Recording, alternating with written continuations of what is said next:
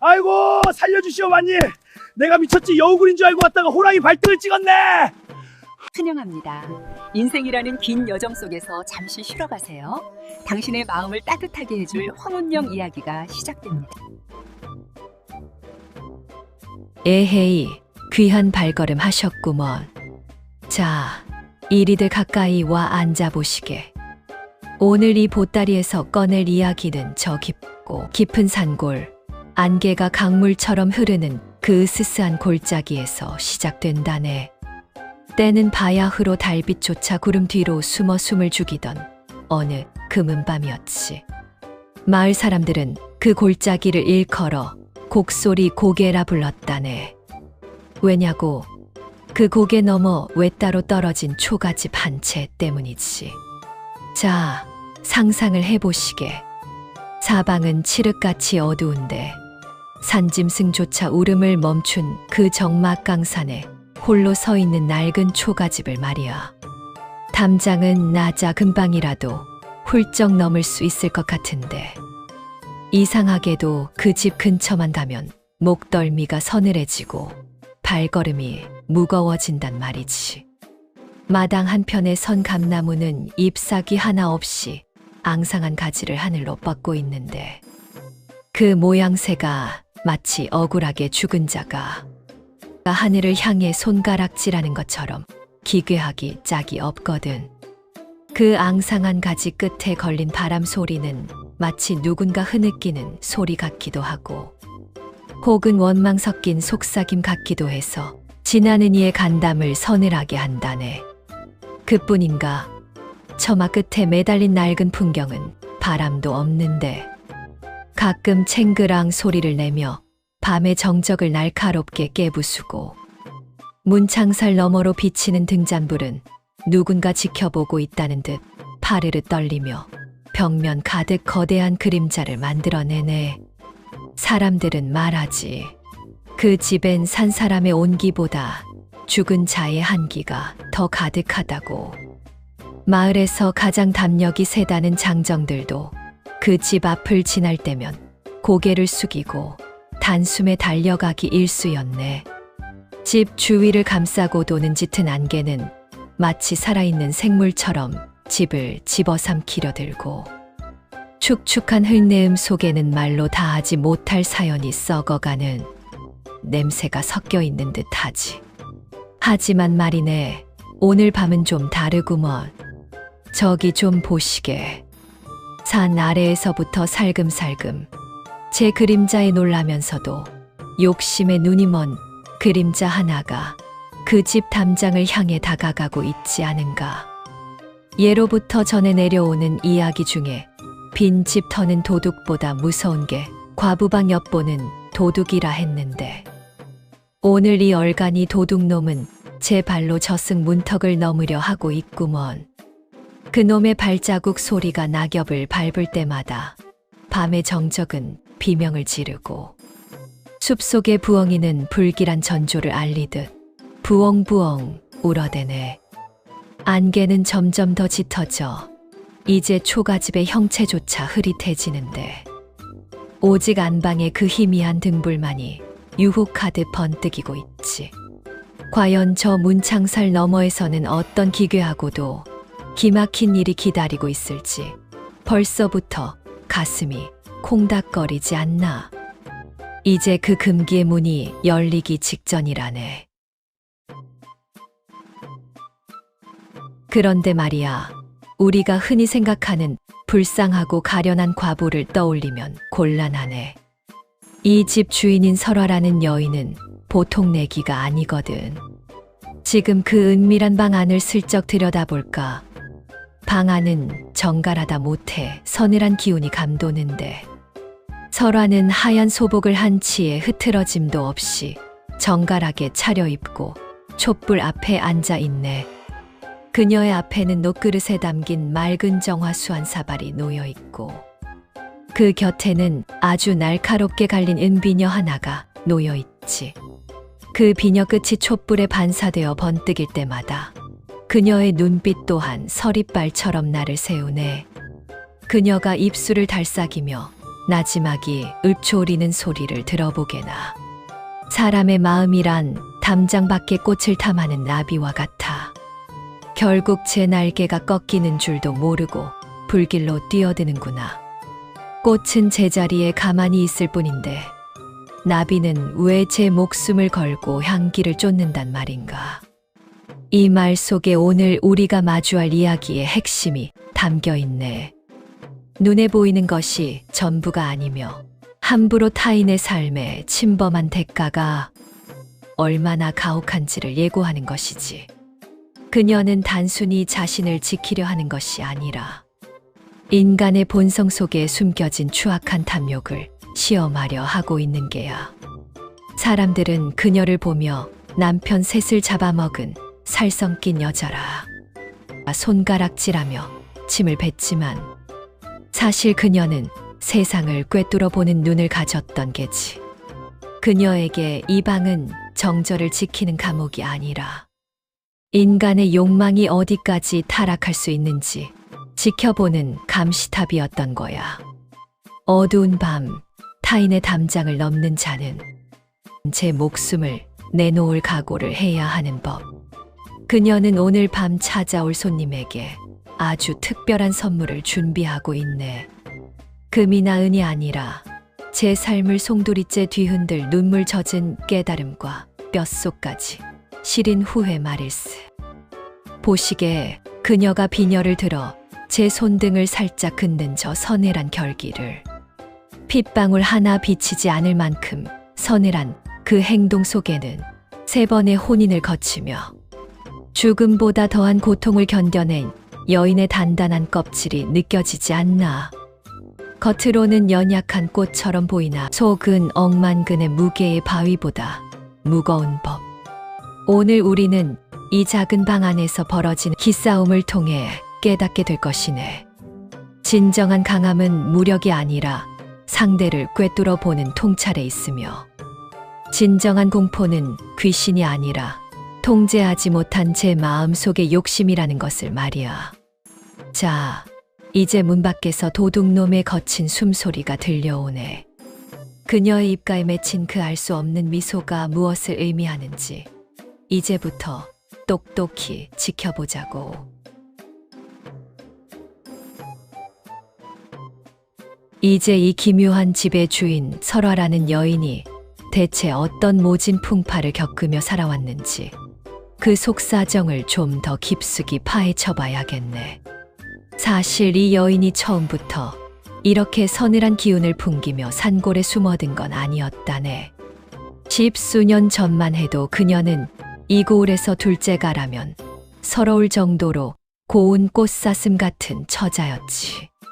그녀가 길을 나서면 동네 총각들이 넋을 잃고 쳐다보느라 밭 갈던 소도 멈춰 섰다는 말이 전설처럼 내려올 정도였으니까.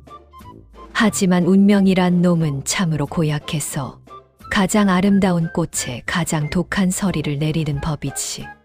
첫 번째 홀레나를 떠올려 보시게. 연지곤지 찍고 수줍게 앉아있던 설화에게 닥친 비극은 첫날 밤 술 한 잔에서 시작됐지. 신랑이 술잔을 들다 말고 갑자기 가슴을 움켜쥐더니 그대로 고꾸라진 거야. 마을 사람들은 그때까지만 해도 운이 없었다며 혀를 찼어. 하지만 두 번째 남편은 장가온 지 이틀 만에 우물에 빠져 고인이 됐고 세 번째 남편마저 사흘째 되는 날 산짐승을 만나 유명을 달리했으니 마을 사람들이 남편 잡아먹는 살성이라며 수군거릴 만도 하지 않겠나. 그녀의 이름 설화처럼 그녀의 인생은 햇볕이 닿자마자 녹아내리는 눈꽃과도 같았네. 그렇게 홀로 된 설화는 마을에서 멀리 떨어진 이 산골짜기로 숨어들다시피 들어왔네. 그녀의 일상은 마치 시간이 멈춘 연못 같았지. 해가 뜨면 정갈하게 마당을 쓸고 낮에는 배틀 앞에 앉아 덜컥덕 덜컥덕 규칙적인 소리를 내며 배를 짰어. 그 소리는 단순한 배 짜는 소리가 아니라 자신의 찢겨진 가슴을 한 올 한 올 기우는 소리였지. 한 오래시를 뽑을 때마다 그녀는 죽은 남편들의 얼굴을 떠올렸고 자신을 향해 돌을 던지던 마을 사람들의 차가운 시선을 견뎌냈어. 그리고 문제의 그 패물함, 안방 구석에 놓인 낡은 오동나무 상자 말이야. 사실 그 안에는 금덩어리가 아니라 새 남편이 죽기 전 그녀에게 주었던 유품들이 담겨 있었네. 첫 남편의 은비녀, 두 번째 남편의 옷가락지, 세 번째 남편이 사준 비단 저고리. 그것은 설화에게 있어 세상과 연결된 유일한 끈이자 가장 아픈 흉터였어. 하지만 세상 사람들은 그걸 몰랐지. 그저 돈이 많다더라, 보물이 가득하다더라 하는 소문만 무성했어. 그녀의 결핍은 사람의 온기였으나 세상이 그녀에게 준 것은 탐욕 섞인 시선뿐이었네. 설화는 그 외로움을 칼날 삼아 매일 밤 자신의 정신을 갈고 닦았던 거야. 누군가는 그녀가 가련한 희생양이라 생각했겠지만 사실 그녀는 이미 어떤 거친 산에도 감격시키거나 혹은 파멸시킬 수 있는 심연의 깊이를 가진 여인이 되어 있었던 것이지. 자, 이렇게 폭풍 전야 같은 고요함 속에서 설화의 준비는 끝났네. 이제 이 고요를 깨뜨릴 불청객이 등장할 차례군. 그런데 바로 오늘 밤, 그 불길한 예감이 현실이 되는 순간이 왔구먼. 저기 담장 너머를 보시게. 술 냄새와 탐욕에 찌든 시커먼 그림자 하나가 담벼락에 붙어 있지 않은가. 바로 마을의 소문난 망나니 칠득이라네. 이놈은 평소에도 일하기는 죽기보다 싫어하고 남의 집담 넘는 것만 궁리하던 자인데 오늘은 독한 술까지 한 잔 걸치고 제대로 큰 한 건을 올리겠다며 작심을 한 모양이야. 칠득이는 복면을 고쳤으며 입가에 비릿한 미소를 짓네. 흐흐흐, 오늘만 지나면 나도 이제 이 지긋지긋한 가난뱅이 신세 면하는 거다. 저 연약한 과부년 겁 좀 주면 패물함은 거저 먹기지. 칠득이는 품에서 녹슨 단도 하나를 꺼내 입에 물고는 멧돼지 같은 몸집을 죽이며 낮은 돌담을 넘네. 툭 하고 발이 마당에 닿는 소리가 들리는데 그 소리가 유난히 크게 울려 퍼지는 것 같아 칠득이는 제 가슴팍을 부여잡지. 밤 공기는 차갑고 안개는 축축하게 피부를 적시는데 칠득의 눈엔 오직 안방의 희미한 불빛만이 황금빛으로 보였어. 살금살금 발소리를 죽이며 대청마루로 다가가는 칠득의 모습은 영락없이 굶주린 늑대와 같았지. 그는 침을 꼴깍 삼키며 손가락에 침을 발라 창지문에 구멍을 뚫네. 지익하고 종이 찢어지는 소리가 고요한 밤 공기를 가르는데 그 소리에 놀란 부엉이가 푸드덕거리며 날아가고 칠득의 심장은 이미 터질 듯이 뛰고 있어. 구멍 사이로 들여다본 방 안은 고요했네. 설화는 등을 돌린 채 가만히 앉아 있었지. 칠득은 이때다 싶어 단도를 치켜들고 방문을 단숨에 박차고 들어갈 준비를 하네. 그의 머릿속엔 이미 보물을 챙겨 도망치는 자신의 모습이 가득했어. 하지만 그는 몰랐지. 자신이 뚫은 그 작은 구멍으로 보고 있는 것이 사실은 자신이 들어갈 무덤일지도 모른다는 것을 말이네. 드디어 칠득이 거친 숨을 몰아쉬며 문고리를 잡았어. 쾅 하고 문이 열리는 소리와 함께 칠득이 고함을 지르네. 이봐, 조용히 해. 소리 지르면 이 칼맛을. 그런데 말이네. 이상한 일이 벌어졌어. 칼을 휘두르며 기선을 제압하려던 칠득의 말문이 턱 막혀버린 거야. 왜냐고 방 안에 설화가 놀라기는커녕 아주 천천히 고개를 돌리며 칠득의 눈을 똑바로 응시했거든. 마치 아주 오래전부터 이 시간에 그가 오기로 약속이라도 했던 것처럼. 혹은 길 잃은 어린 양을 기다리는 목자처럼 말이네. 칠득의 등에 소름이 쫙 돋는 순간이었지. 평온했던 일상이 산산조각 나고 이제 돌이킬 수 없는 운명의 톱니바퀴가 거칠게 돌아가기 시작한 것이네. 이 도둑놈의 운명이 과연 어떻게 뒤틀릴지 이제 본격적인 야담의 막이 올랐구먼.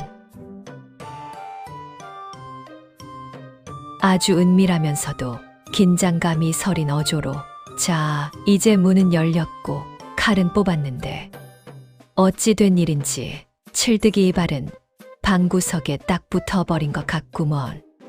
분명 제 손에 든 건 서슬퍼런 단도요. 눈앞에 있는 건 가녀린 안악내이거늘. 왜 칠득이의 심장은 도둑질하러 온 놈답지 않게 방망이질을 치는 걸까? 설화의 그 무심한 눈빛, 마치 모든 것을 다 알고 있다는 듯한 그 깊고 검은 눈동자를 마주하는 순간 칠득이는 본능적으로 느꼈던 게지. 이건 뭔가 잘못됐다. 이 여자는 내가 알던 그 가련한 과부가 아니다. 칠득이의 머릿속에서는 지금 지독한 싸움이 벌어지고 있네. 한쪽에서는 야, 이 멍청아, 당장 도망쳐. 저 눈빛은 사람의 눈빛이 아니야. 저 여자가 뿜어내는 기운에 눌려 숨도 안 쉬어지잖아. 라며 등대기를 떠밀고 다른 한쪽에서는 여기까지 어떻게 왔는데 저기 놓인 폐물함만 집으면 너는 대감 부럽지 않게 산다니까. 저 비단 옷 한 벌만 팔아도 술이 몇 마리냐 라며 바지춤을 붙잡는 거지. 칠득이는 제 그림자를 슬쩍 훔쳐보네. 등잔불에 비친 제 그림자가 평소보다 길고 기괴하게 늘어져 마치 자신을 잡아먹으려는 괴물처럼 보였거든. 등줄기에서 식은땀이 한 방울 주르륵 타고 내려가 척추 끝을 적시는데 그 차가운 감촉에 칠득이는 몸을 부르르 떨었어. 지금이라도 잘못 들어왔다고 빌고 도망갈까? 아니야. 그러기엔 너무 늦었어. 이미 문은 부쉈고 나는 칼을 들었잖아. 여기서 물러나면 동네 불안당들 사이에서 평생 웃음거리가 될 거야.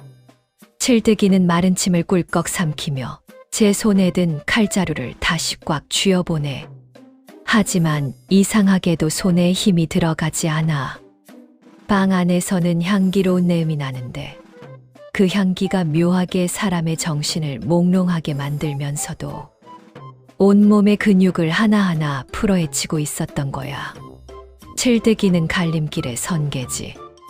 여기서 등을 돌리면 비겁한 도둑놈으로 남겠지만 목숨은 보전할 것이요. 여기서 한 발짝 더 내디디면 그 끝이 낭떠러지일지 황금밭일지 알 수 없는 노릇이니까. 밤바람은 문틈으로 들어와 칠득의 목덜미를 핥고 지나가고 저 멀리 산골짜기에서는 늑대 울음소리가 공포를 부추기네. 하지만 인간의 욕심이란 게 원래 앞을 가로막는 공포보다 눈먼 탐욕에 더 약한 법 아니겠나. 칠득이는 결국 제 운명을 갉아먹을 악마의 속삭임에 손을 들어주고 마네. 에이, 사내 놈이 칼을 뽑았으면 무라도 썰어야지. 그래, 오늘 밤 나는 네 여편네를 누르고 팔자를 고칠 것이다. 칠득이는 그 짧은 찰나에 인생 최악의 결심을 하고 마는구먼. 그 결심이 제 목을 조르는 밧줄이 될 줄은 꿈에도 모른 채 말이네. 집안에 있는 돈 더 내놔라. 아이고, 도둑님 어서 오시지요. 자, 드디어 칠득이가 선을 넘었네. 칠득이는 거친 숨을 내뱉으며 방 안으로 덥석 발을 들여놓았어. 쾅 하고 닫힌 방문 뒤로 이제 평범한 산골의 밤은 사라지고 오직 설화와 칠득이만이 존재하는 기묘한 공간이 펼쳐진 것이지. 그런데 보시게 칠득이가 방 안으로 들어서자마자 방금 전까지 느껴지던 그 서늘한 기운이 거짓말처럼 사라지고 대신 아주 아늑하고 따뜻한 공기가 그를 감싸 안네. 마치 아주 오랫동안 그를 기다려온 방처럼 말이네. 방 안은 은은한 향 불꽃이 타오르고 있었고 벽면에는 수놓은 비단 병풍이 화려하게 펼쳐져 있었어. 도둑질하러 온 놈의 눈에는 그 모든 것이 팔면 돈이 될 보물로 보였겠지만 사실 그것은 칠드기를 가두기 위한 화려한 감옥의 벽지였던 셈이지. 설화는 여전히 차분한 태도로 오히려 칠득을 향해 가볍게 고개를 숙이며 인사를 건네네. 어서 오시게. 밤이 깊어 손님이 오지 않을 줄 알았는데 이리 발걸음을 해주니 내 마음이 참으로 기쁘구먼. 밖이 꽤 추웠을 텐데 이리 가까이 와 앉으시게. 칠득이는 당황해서 칼을 허공에 휘둘렀지만 설화의 목소리에는 흔들림이 전혀 없었어. 오히려 그녀가 손을 뻗어 등잔 심지를 돋우자 방 안의 불빛이 확 밝아지며 칠득의 시야를 어지럽히네. 이제 칠득이는 더 이상 어둠 속에 숨은 약탈자가 아니었어. 대낮처럼 밝아진 방 안에서 자신의 누추한 꼴과 비겁한 욕심을 고스란히 드러낸 벌거숭이가 된 것이지. 칠득은 제 발밑을 내려다보았어. 방금까지 흙탕물을 묻히고 들어온 제 발자국이 하얀 방바닥을 더럽히고 있는데 설화는 그것조차 개의치 않는다는 듯 미소 짓고 있었어. 이 방은 이제 칠득이가 알던 세상의 법도가 통하지 않는 곳이네. 밖에서는 칼든 도둑놈이 강자일지 몰라도 이 문턱을 넘은 이상 지배권은 오직 설화에게 있었어. 그녀가 깔아놓은 향기로운 멍석 위에 앉는 순간 칠득이는 자신이 사냥꾼인 줄 알았으나 실은 덫에 걸린 짐승에 불과하다는 사실을 깨닫지 못한 채 그 기묘한 따스함에 취해버리고 마네. 방 안의 향기는 더욱 진해지고 칠득의 긴장은 스르르 녹아내려 칼자루를 쥔 손목에 힘이 빠지기 시작했지. 자, 이제 본격적인 야담의 막이 올랐어. 이 방 안에서 도둑놈의 넋을 쏙 빼놓을 설화의 신통방통한 연극이 어떻게 펼쳐질지 우리도 숨을 죽이고 지켜보자고. 과연 이 따뜻한 환대가 칠득에게 축복이 될지 아니면 피할 수 없는 저주가 될지 말이네. 도둑님 앉아서 술이나 한잔 하시지요? 목소리에 깊은 슬픔과 떨림을 담아 아주 애절하고 처연한 어조로 자. 이제 칠득이의 그 시퍼렇던 칼날이 힘없이 바닥으로 내려가는 광경을 좀 보시게. 방 안으로 들이닥친 칠득의 눈앞에서 설화는 놀라 소리를 지르기는커녕 돌연 눈물을 뚝뚝 흘리며 그의 거친 손을 덥석 부여잡는 게 아니겠나? 아이고, 서방님, 이제야 오셨구려. 내 당신이 이리 돌아올 줄 알았소. 어서 오시게, 어서. 칠득이는 당황해서 어버버하며 몸을 빼려 했지만 설화의 손길은 마치 물귀신처럼 간절하고 질겼지. 그녀는 칠득의 먼지투성이 가슴팍에 얼굴을 묻고는 서럽게 울기 시작하는데 그 울음소리가 어찌나 고슬픈지 칠득의 딱딱한 심장에도 금이 가기 시작한 거야. 설화는 떨리는 목소리로 가슴 절절한 사연을 늘어놓네. 세상 사람들이 나를 남편 잡아먹는 요물이라 손가락질하며 멀리할 때 나는 밤마다 정화수를 떠놓고 빌었소. 당신 닮은 사람이라도 한 번 보는 게 내 소원이라고 말이오. 꿈속에서 보던 그 듬직한 어깨, 그 거친 손마디. 오늘 밤 당신이 칼을 들고 나타난 것도 필시 저 세상에서 나를 데려가려 하심이겠지요? 차라리 이 칼로 나를 베어 가시구려. 외로움에 지친 이 목숨 당신 손에 끝낼 수 있다면 그것도 내겐 축복이지요. 설화는 칠득이 든 단도를 제 하얀 목덜미에 직접 갖다 대며 눈을 지그시 감았어. 칠득의 손끝에 닿는 그녀의 살결은 차가우면서도 비단처럼 고왔지. 칠득이는 기가 막혔어. 도둑질하러 와서 사람을 죽이려 했던 제 칼끝이 누군가에겐 간절한 구원의 손길이 되었다니 말이야. 칠득은 평생 누군가에게 이토록 간절한 대접을 받아본 적이 없었네. 저작거리에서는 늘 침뱉음을 당하고 마을에서는 개 취급받으며 쫓겨다니던 그에게 고을 제1의 미인 설화가 서방님이라 부르며 매달리니 어깨에 힘이 쓱 들어가는 게지. 칠득은 어느새 제 신분을 잊고 정말 자신이 전생에 설화의 남편이라도 되었던 양 폼을 잡기 시작했어. 칠득은 떨리는 손으로 설화의 등을 어색하게 토닥였지. 아니, 그렇게 서럽게 울지 마시오. 내가 좀 늦었구려. 임자 고생 많은 거 내가 다 아오. 탐욕으로 가득 찼던 공간에 기묘한 연민과 가짜 사랑의 향기가 피어오르는 순간이었지.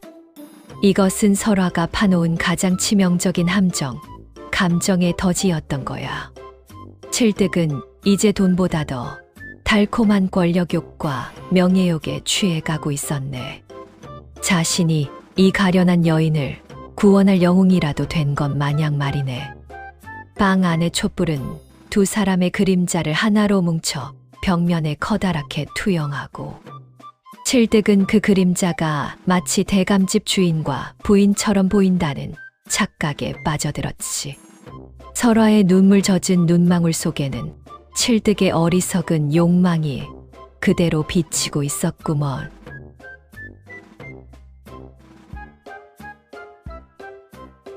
분위기를 반전시켜 아주 유쾌하고 빠르고 흥겹게 들썩이는 어조로 차. 이제 슬픔은 가고 흥겨운 한판 노름이 시작되네. 칠득의 경계심이 눈 녹듯 사라지자마자 설화는 눈물을 훔치고는 잽싸게 술상을 차려냈어. 어디서 준비했는지 김이 모락모락 나는 고기와 독한 곡주가 상다리가 휘어지게 차려졌지. 서방님 오셨는데 어찌 빈손으로 대접하겠소? 자, 이 술 한 잔 드시고. 그간의 시름을 다 잊으시구려. 설화가 따르는 술이 술잔에 폭포처럼 쏟아지는데 그 향기가 어찌나 진동하는지 칠득이는 코끝만 대고도 정신이 몽롱해졌지. 칠득이는 이제 칼은 저 멀리 구석에 던져두고 달다리를 양손에 쥐고 뜯으며 커허 술맛 좋고 임자 곱고 오늘이 내 생일이구나. 내 평생 이런 대접은 처음일세 라며 호기를 부리네. 그뿐인 줄 아나? 설화는 장단에 맞춰 춤까지 추기 시작했어. 하얀 소복 자락이 등잔불 사이로 나비처럼 날아다니고 그녀의 손끝이 칠득의 뺨을 스칠 때마다 칠득이는 좋아라며 껄껄 웃음을 터뜨렸지. 설화는 폐무람을 열어 번쩍이는 은비녀와 금가락지를 꺼내 칠득의 손바닥 위에 하나씩 올려주며 속삭였네. 이게 다 서방님 것인데 무얼 그리 서둘러 가져가려 하시오. 오늘 밤 내 곁에서 이 춤사위나 감상하며 천천히 챙기셔도 늦지 않소. 당신이 계신데 이까지 금부치가 무슨 소용이겠소. 칠득의 눈엔 이제 금은보화가 방에 가득히 산더미처럼 쌓여 보이고 눈앞의 과부는 하늘에서 내려온 선녀처럼 보였던 게지. 술 기우는 머리 끝까지 방 안은 칠득의 너털웃음과 설화의 꾀꼬리 같은 노래로 가득 찼어. 칠득이는 흥에 취해 제 바지춤이 풀리는 줄도 모르고 덩실덩실 어깨춤을 추는데 그 모습이 마치 불길로 뛰어드는 불나방처럼 위태롭고도 우스꽝스럽기 짝이 없었지. 설화는 춤을 추는 와중에도 칠득의 술잔이 비기 무섭게 술을 채웠어. 칠득은 술인지 꿀인지 분간도 못한 채 사발째 들이켰고 그의 눈동자는 서서히 풀려 초점을 잃어갔네. 보시게 칠득이가 제 손에 든 가락지를 입으로 깨물어 보며 해벌쭉 웃는 저 꼴을. 그는 이미 자신이 부자가 된 줄 알고 머릿속으로 기와집을 짓고 노비들을 부리고 있었네. 하지만 설화의 입가에는 아주 서늘한 미소가 번지고 있었지. 시청자 여러분, 저 웃음을 똑똑히 보시게. 저건 사랑에 빠진 여인의 웃음이 아니라 그물에 가득 걸린 물고기를 보며 입맛을 다시는 사냥꾼의 미소 아니겠나? 칠뜨기가 춤을 추며 비틀거릴 때마다 방 안의 그림자들은 기괴하게 일그러지며 그를 비웃고 있었네. 자, 이제 이 달콤한 잔치가 끝나고 차가운 현실이 들이닥칠 시간이 머지않았구먼. 인생 최대의 횡재인 줄 알았던 것이 사실은 제 발로 기어들어온 지옥의 초대장이었다는 것을 알게 될 때 칠뜨기의 표정이 어떨지 벌써부터 기대되지 않나. 자, 호사다 마라 했던가? 인생사 세옹지 마라 했던가? 칠뜨기의 흥겨운 콧노래가 방 안을 가득 채우고 눈앞에 세상이 온통 금빛으로 물들던 바로 그 찰나였네. 칠뜨기가 술기운에 취해 붉게 달아오른 얼굴로 설화의 가녀린 어깨를 감싸 안으려 손을 뻗는 순간 방 안의 공기가 순식간에 얼음장처럼 차갑게 식어버렸어. 설화가 고개를 천천히 들어 칠뜨기를 바라보는데 아뿔싸, 그 눈빛이 조금 전까지 눈물을 흘리며 서방님을 찾던 그 가련한 여인의 눈이 아니란 말이지. 칠뜨기의 손목을 낚아채는 설화의 소나귀의 힘은 또 어떻고, 마치 무쇠 집게로 조이는 듯한 강한 힘에 칠뜨기는 비명조차 지르지 못하고 그대로 얼어붙었네. 이제 취기가 좀 오르는가? 설화의 입술에서 흘러나온 목소리는 낮고 깔깔한 것이 마치 마른 갈대밭을 스치는 찬바람 소리 같았어. 칠뜨기는 순간 정신이 번쩍 들었지. 머릿속을 헤집던 달콤한 술기운이 썰물처럼 빠져나가고 대신 그 자리를 채운 건 생전 처음 느껴보는 원초적인 공포였네. 설화의 얼굴에는 더 이상 웃음도 연민도 없었어. 오직 먹잇감을 응시하는 맹수의 서늘한 안광만이 번뜩이고 있었지. 칠뜨기는 제 손목을 잡은 그녀의 손을 뿌리치려 했지만 몸이 천근만근 무거워 손가락 하나 까딱할 수가 없는 거야. 아까 마신 술. 그래, 그 술이 문제였던 게지. 그것은 단순한 곡주가 아니라 사람의 정신과 근육을 한꺼번에 올가매는 독주였던 거야. 설화는 칠뜨기의 손목을 잡은 채 그를 바닥으로 내동댕이 쳤어. 칠뜨기는 맥없이 쓰러져 바닥을 뒹굴었지. 방금까지 자신이 주인인 양 거들먹거리던 그 방바닥이 이제는 차갑고 딱딱한 감옥의 바닥처럼 느껴졌네. 칠뜨기는 이제야 깨달았네. 자신이 승리자가 되어 이 방의 보물을 차지한 게 아니라 스스로 제 발로 걸어 들어와 도살장의 고기가 되었다는 사실을 말이네.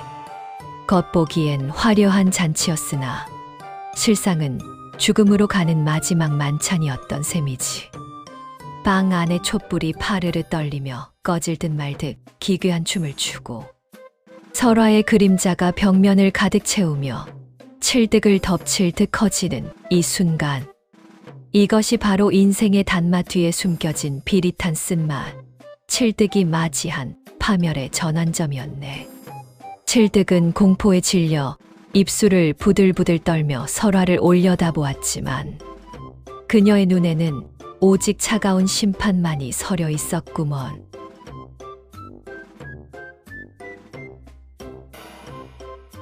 자, 이제부터는 진짜 지옥문이 열리는구먼.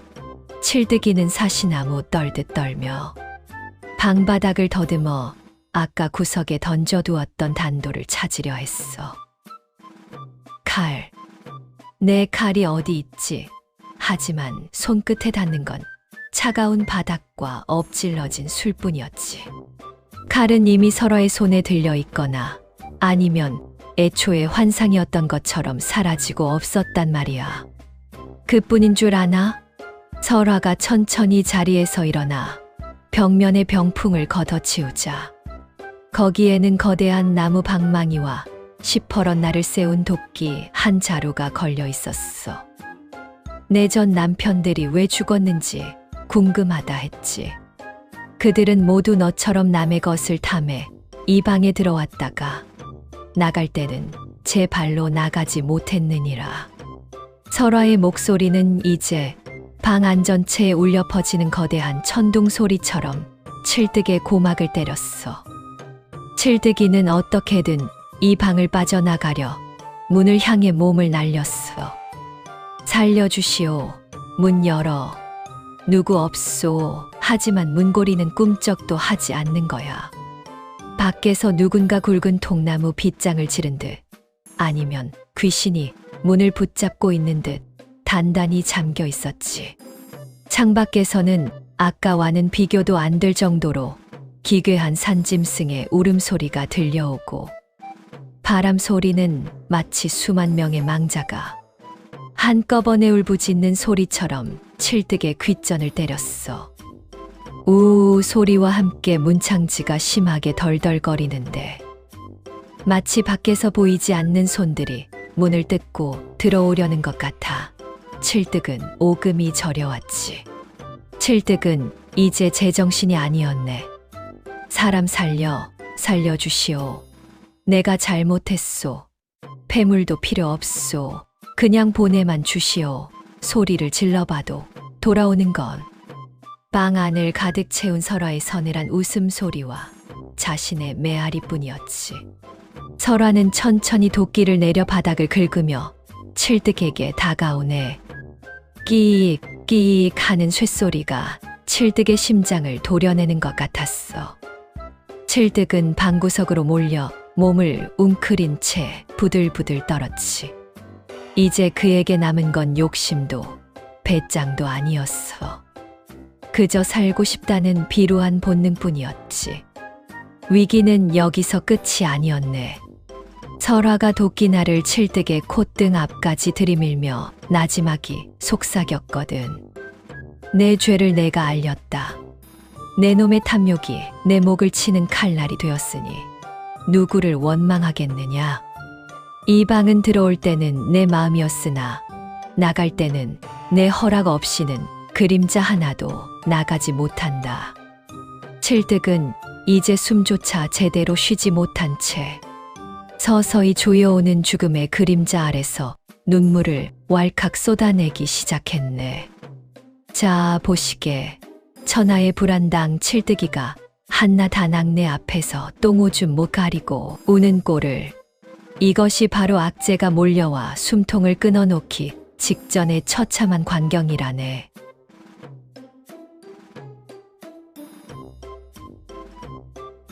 목소리의 힘을 완전히 빼고 아주 비극적이고 무거운 어조로 자. 이제 칠득이의 천하제의 얼간이 같은 도둑질이 비참한 종말을 맞이하는 순간이 왔구먼. 보시게 방구석에 처박혀 사시나무 떨듯 떠는 칠득이의 발치에 설화가 육중한 나무 방망이 하나를 내던지네. 퍽 하고 바닥을 때리는 그 소리에 칠득이는 제 심장이 터져 나가는 줄 알았지. 설화의 눈빛은 이제 사람의 것이 아니라 저승사자의 안광처럼 서늘하게 빛나고 있었어. 살고 싶으냐? 아니면 내 전 남편들처럼 이 집 밑바닥에 뼈를 묻겠느냐? 설화의 서리빨 같은 물음에 칠득이는 자존심이고 뭐고 다 내팽개치고 바닥에 머리를 찌으며 빌기 시작했네. 아이고, 마님, 장군님, 신선님, 제발 목숨만 살려주십시오. 제가 눈이 멀고 귀가 먹어 이런 귀한 분을 몰라봤습니다. 제 손을 자르셔도 좋고 눈을 뽑으셔도 좋으니 제발 숨만 쉬게 해주십시오. 칠득이는 대성통곡을 하며 설화의 치맛자락을 붙잡으려 했지만 설화는 차갑게 발을 빼버렸어. 그 순간 칠득은 느꼈던 게지. 아, 이제 정말 끝이구나. 내 비루한 목숨이 오늘 밤 이 이름 없는 산골 과부방에서 이슬처럼 사라지는구나. 그는 자신의 손에 든 것이 칼이 아니라 자신의 수였다는 사실을, 자신의 가슴을 채웠던 것이 욕심이 아니라 자신을 태울 불길이었다는 것을 비로소 깨달았네. 설화는 방망이를 집어들고 칠득의 어깨를 툭툭 건드리며 나직이 속삭였어. 너 같은 놈들이 이 문턱을 넘을 때마다 나는 생각한다. 인간의 욕심은 어찌 이리도 끝이 없고 어리석은가. 오늘 내 놈의 그 더러운 탐욕을 이 방망이로 다 깨부수어 주마. 칠득의 눈앞에는 주마등처럼 지난 세월이 스쳐 지나갔어. 남의 집 담을 넘으며 낄낄거리던 순간들. 정직하게 땀 흘리는 사람들을 비웃으며 공짜로 얻을 궁리만 했던 그 비겁한 날들 말이야. 이제 멘토도 동료도 기댈 곳도 없는 이 좁은 방 안에서 칠득은 철저하게 혼자가 되었어. 설화가 천천히 방망이를 높이 치켜들자 칠득은 눈을 질끈 감으며 오줌을 지리고 말았지. 촛불은 이제 거의 다 타들어가 꺼지기 직전이었고 방 안의 그림자들은 칠득을 비웃듯 질렁였네. 이것은 단순한 패배가 아니었네. 칠득이라는 한 인간의 존재 자체가 완전히 무너져 내린 그야말로 최악 중의 최악인 순간이었던 거야. 칠득은 바닥에 엎드린 채 자신의 무능함과 어리석음을 뼈저리게 느끼며 흐느꼈지. 방 안의 촛불마저 마지막 심지를 태우고 픽 꺼져버리니 이제 남은 건 어둠 속에서 들려오는 칠득의 처절한 곡소리뿐이었구먼.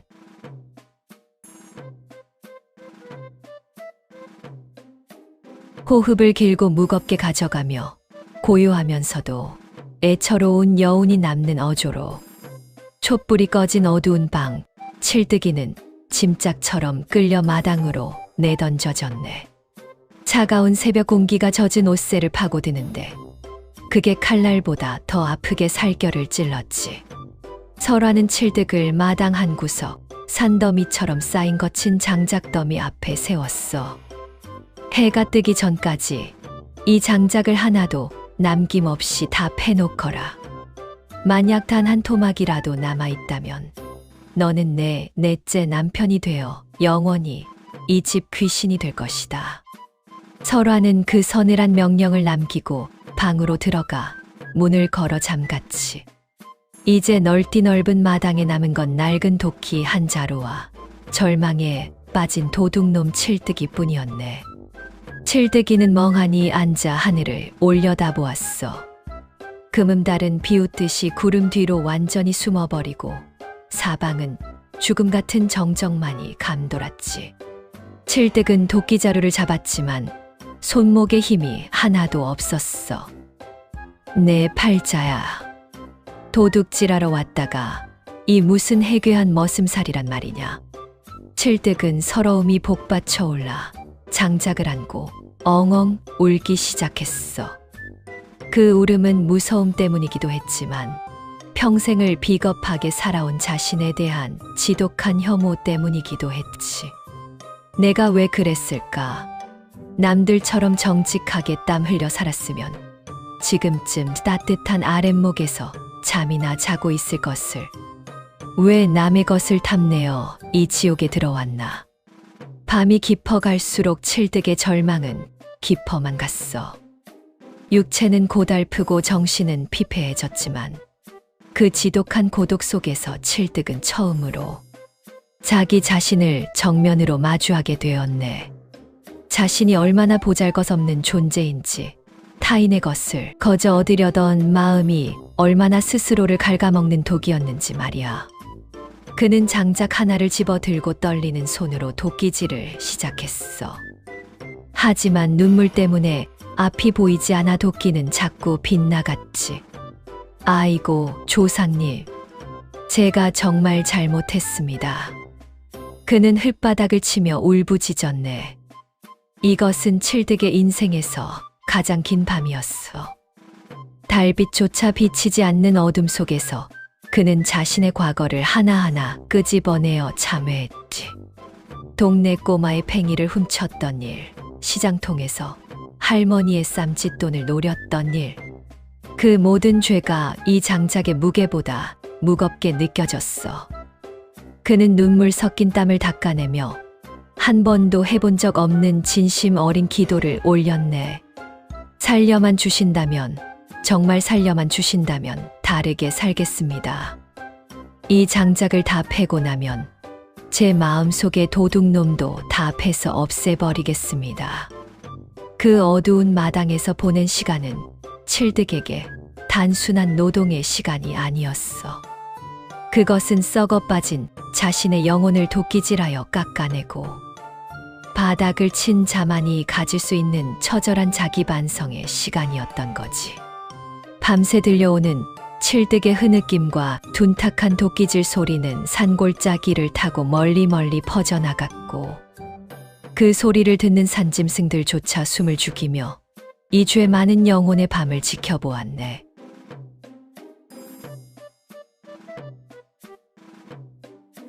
아이고 살려주시오 완니. 내가 미쳤지 여우굴인 줄 알고 왔다가 호랑이 발등을 찍었네. 목소리에 힘을 싣고 비장하면서도 활기찬 어조로 자, 이제 반전의 시간이네. 아니, 반전이라기보다 칠득이의 인생이 다시 태어나는 세례의 시간이라 해야겠지.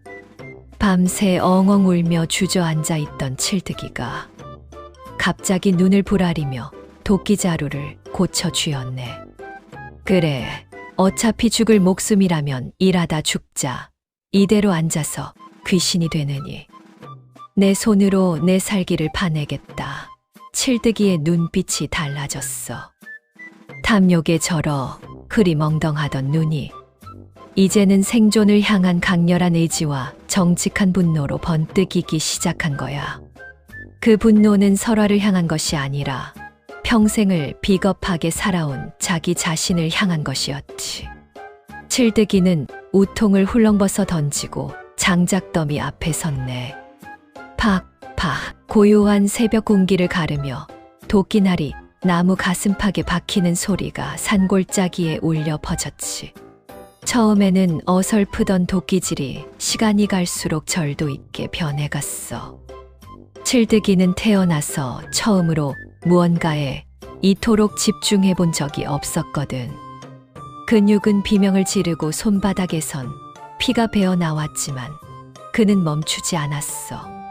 장작이 하나씩 쪼개질 때마다 칠득이의 가슴 속에 쌓였던 비겁한 욕심들도 하나씩 조각나 사라지는 기분이었지. 이건 내가 훔쳤던 팽이다. 팍. 이건 내가 속였던 쌈짓돈이다. 팍. 그는 장작 하나하나에 자신의 죄명을 붙여 깨부수었네. 보시게 저 도둑놈의 이마에서 폭포처럼 흐르는 땀방울을. 저것은 죄의 고름이 빠져나가는 소리 없는 아우성이네.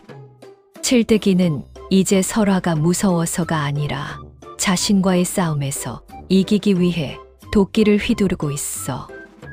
어깨가 빠질 것 같고 숨이 턱 끝까지 차올랐지만 장작이 두 동강 날 때의 그 경쾌한 울림이 칠득의 가슴 속 응어리를 씻어내주고 있었던 거야. 새벽 안개가 자욱한 마당에서 홀로 도끼질하는 칠득의 모습은 이제 비굴한 도둑놈이 아니라 고행을 수행하는 수도자처럼 보이기까지 했지. 저 멀리 새벽 하늘이 푸스름하게 밝아오고 산 안개가 서서히 걷히기 시작하네. 칠득의 몸에선 뜨거운 김이 모락모락 피어오르고 마당에는 어느새 정갈하게 쪼개진 장작이 산을 이루었지. 그는 이제 살기 위해서가 아니라 해가 뜨기 전까지 이 과업을 완수하겠다는 정직한 고집으로 마지막 장작을 집어들었네. 칠득은 이제 더 이상 도망치는 쥐새끼가 아니라 제 운명의 주인이 되어 다시 일어선 한 마리 짐승과도 같았구먼. 자, 이제 마지막 심판의 시간이 다가오고 있네. 과연 햇살이 비칠 때 칠득은 어떤 운명을 마주하게 될 것인가.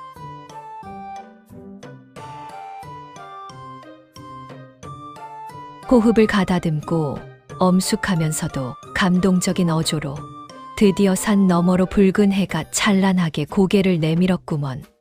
마당에는 마지막 장작. 한 토막이 경쾌한 소리를 내며 두 동강 났어. 칠득이는 도끼를 든 채 그대로 대지에 무릎을 꿇었지. 온몸의 힘이 다 빠져나갔지만 마음만은 생전 처음 느껴보는 상쾌함으로 가득했네. 바로 그 순간 굳게 닫혀있던 안방문이 끼익 소리를 내며 열렸지. 설화가 천천히 걸어 나오는데 아침 햇살을 등진 그녀의 모습은 어젯밤의 마녀가 아니라 자비로운 보살처럼 성스러워 보였네. 칠득이는 고개를 숙인 채 떨리는 목소리로 말했어. 다 했습니다. 이제 절 죽이시든 살리시든 마음대로 하십시오. 설화는 말없이 마당 가득 산더미처럼 쌓인 정갈한 장작더미를 둘러보았지. 그리고는 칠득의 앞에 다가와 나긋나긋한 목소리로 말했네. 내 놈의 죄가 이 장작만큼이나 하룻밤 땀방울로 그 죄를 다 씻어내었구나. 고개를 들거라. 칠득이 조심스럽게 고개를 들자 설화의 눈에는 어제의 살기는 온데간데 없고 깊은 연민만이 서려 있었어. 이제 내 손을 보거라. 남의 것을 훔칠 때에 그 비겁한 떨림이 아직 남아있느냐. 칠득은 제 손바닥을 내려다보았어.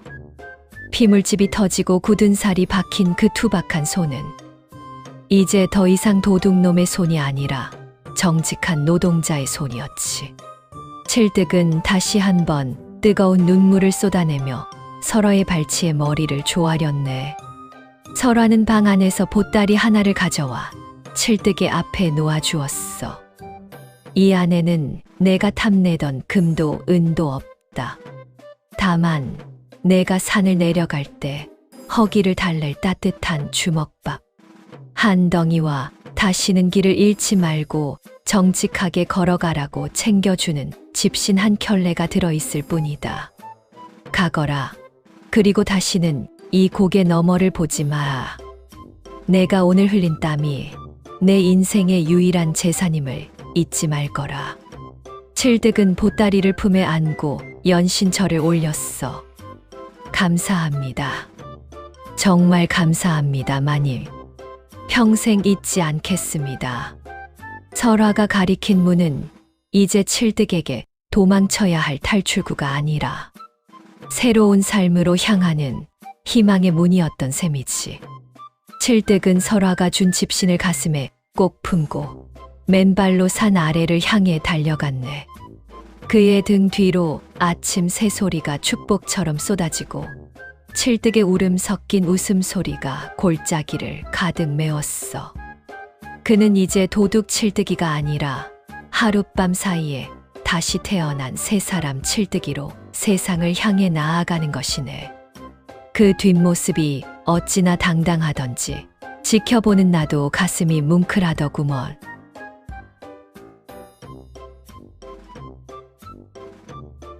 자, 이제 보따리를 다시 묶을 시간이군.